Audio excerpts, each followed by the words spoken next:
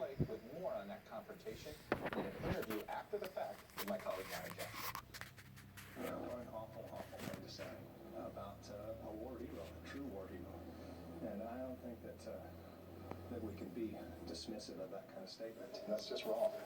And so we need to hear it from the other senator from Arizona. Trump also apparently told Flake he wouldn't win re-election. Flake reminded Trump he's not up for re-election this year. According to an NBC News source, Trump also singled out Ben Sasse of Nebraska, who of course has been one of Trump's fiercest Republican critics, in an apparent attempt to woo him over. But Sasse's office says they were less than convinced. Quote, Mr. Sasse continues to believe that our country is in a bad place, and with these two candidates, this election remains a dumpster fire. Nothing has changed. Trump also met with approximately 215 members of the House Republican Conference. That's a meeting that seemed to go a lot better than the Senate side.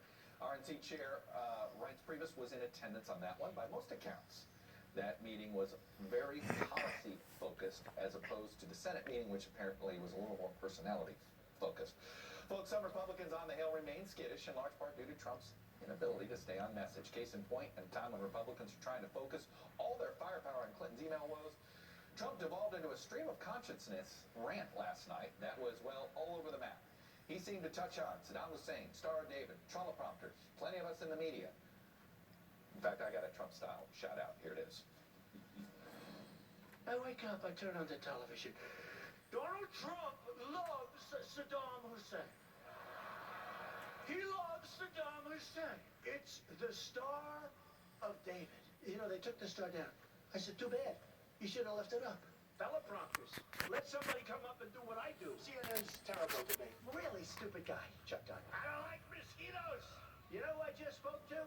Big Don King, Mike Tyson, Bobby Knight, Jack Nicklaus. We have the bagpipes, we have everything, we have a ribbon cutting with all the Bernie Sanders stuff and everything you hear and all this. I'll be joined by CNBC senior contributor Larry Kudlow, who introduced Mr. Trump to House Republicans at today's meeting on Capitol Hill. Larry Kudlow, it's good to see you, sir. Thank you, Chuck. Appreciate it. So, our description of the House meeting and the Senate meeting, I got to ask you about the Senate meeting. What happened there? The description I got, one very policy-focused, one a little more personality-focused. Fair description? Yes and no. Look, the House Republican side was policy-driven. Maybe because that's the way I introduced the session. Okay, I don't want to work with the House Republicans, and I've moderated things from time to time. And I kind of walked through, you know, here are the issues we face. Just looks to me like there's very little daylight between Mr. Trump and the Republican conference. I think most people agree with that. I had a guy stand up, not going to name any names, but he said he really was totally against Trump in the primaries, and now he's totally in favor of Trump. And it really was a unity meeting. Paul Ryan, I think, Speaker Ryan echoed the same thing. So it was quite good. Senate side, look, I'm not going to name names. I'm not going to go through it. I was in the meeting.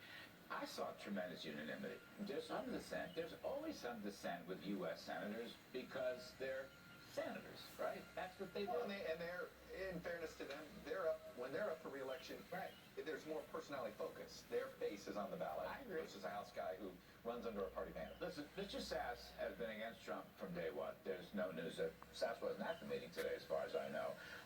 There was a discussion that you mentioned. I don't want to name any names, but there was a discussion about that. And, okay, so be it. On the other hand, after the thing, a lot of the senators came up to talk to me. They're very much in Trump's corner. What you got out of today, 2 weeks before the convention, whatever it is, you're really moving now. From a late start, you're moving towards a united party. That's the way I look at it. And everybody who was in these meetings today is going to be delegate, and I think all but just a few wind up being for Trump. And look, Chuck, I'm not a political guy. I'm a tax cut guy, and I want better economy, better wages. Mr. Trump's done a very good job on that. I want lower spending, and I actually want some free trade as long as we Let me ask you properly. this. He's not known for a light touch. And I could argue in a meeting like that, necessarily, where was the light touch? Jeff Flake needed a light touch today. You know, why doesn't he have that? I think it went both ways. I really do. All right, I'm going to agree with you. Your reporting on Senator Flake is correct. Okay. I think Senator Flake was extremely hostile and aggressive in his question. In fact, it wasn't a question. It was an attack on Trump. And, you know, you want to get Donald Trump annoyed? That's the way to do it. Trump has laid off Flake He has not uttered one single word against him, even though Flake has been a constant and difficult and impolite critic. What Mr. Trump said today was, I've not done anything, but if you keep coming after me, I am going to have to respond to that. On the other hand, everybody else